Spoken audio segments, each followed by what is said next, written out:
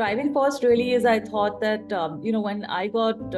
when I started having these ups and downs and these manic episodes 24 years ago, there really was very little knowledge, and my family and we felt totally in the dark. So we thought things have to change. And if there's more literature around this, it would make it easier for other individuals and families who are trying to cope with this condition. So that was really the thought behind it, that, we went through a 20-year journey of living with this. It took us a long time to get a diagnosis, took us 13 years, or rather to accept that diagnosis and, start taking medication. So I think that entire journey that we've been on, I thought it could be faster for people who are now getting diagnosed or living with such a condition. And it's not just for people who are living with bipolarity. I think it's for anybody who's living with any mental health condition. And they are so common nowadays. I think that we're talking more freely. So especially after COVID, we felt that this is the right time for something like this, because more and more people are talking openly about their mental health conditions, whether it is depression or anxiety,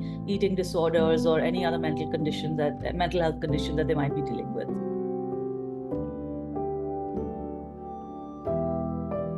I mean, I've found that I've had like over 100 plus conversations, live sessions, plus at least, another 100 set of media interviews after this. So I think there's a lot of appetite for this conversation in a variety of places. I mean, I've had conversations with the Indian Army, I've had conversations with government, I've had conversations with schools and colleges, I've had conversations with corporates and a lot of private networks like YPO or Rotary or, many other institutions like that. So I think that I'm finding that whether it's a salt factory in Surat or whether it's a library in Mumbai, I mean, there are just many places that these conversations can happen. There's no place that you can't have a conversation on mental health. Yeah, I think in India, there's a multi-generational issue and approach to mental health. I think that older generations are more reluctant perhaps to talk about it.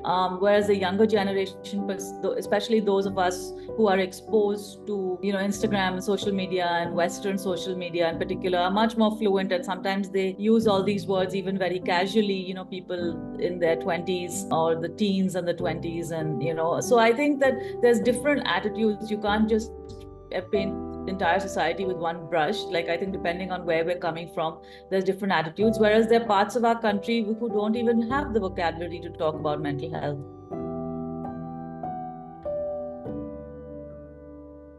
I think I just try to think of what actually I've done, and I think I have hacked my mental health. I think that's probably the most appropriate way of thinking, that this is what you do, that we try all these different hacks. Some work, some don't work. And the hacks that I've spoken of in the book are really these therapies that we can all apply in daily life to ourselves to improve our mental health. I think it also refers to the fact that it's kind of like a work in progress. That, I don't think there's ever ending. There's never a feeling that you finally achieved some sort of nirvana or moksha or something like that. But that mental health is really a work in progress, and we're always trying to hack it and improve it and make it better.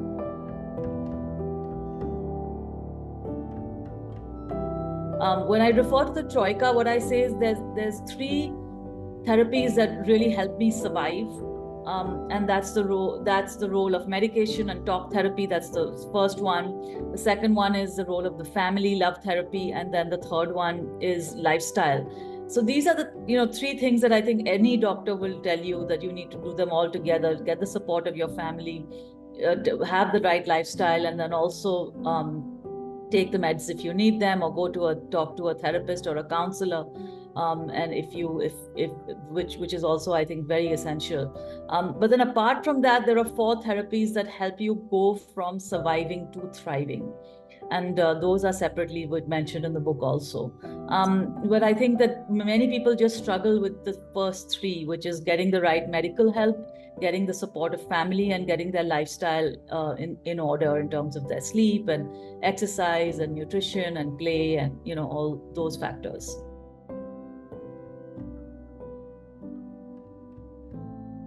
I think it was easier for me to write it because I like writing, and because writing for me is a form of self-expression, and I think it comes very naturally.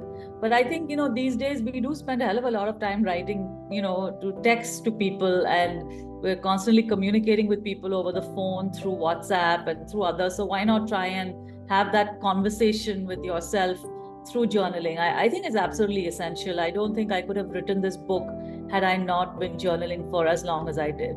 And there are many extracts of my journal in the book also. Yes, I see that. Yeah. So you do advise people to do that. Pick up Very, a thing, write your experiences, write about it. Yeah, very much. And what I would say is that, first of all, if you find it difficult to get started, there are many apps to help you. There's one which I recommend called Stoic, Stoic, Stoic app. But there are also many journals that are published that you can buy. Many of them off, on Amazon or in any bookshop. So you can pick up journals. What I would also say is that typically what you need to start with is really to say the three questions that I try to answer through my journaling is, what is actually going on? So what am I feeling? What am I thinking? How am I feeling? That's one. Second, why is that happening? What are the reasons why this is happening? Can I go into that reason in some depth? And the third is, what am I going to do about it? So there's something very positive, not what is my, husband or wife or my child or my sister, what are they going to do about it? No, it's a question of what am I going to do about it? So what is in my hands and what can I do about it?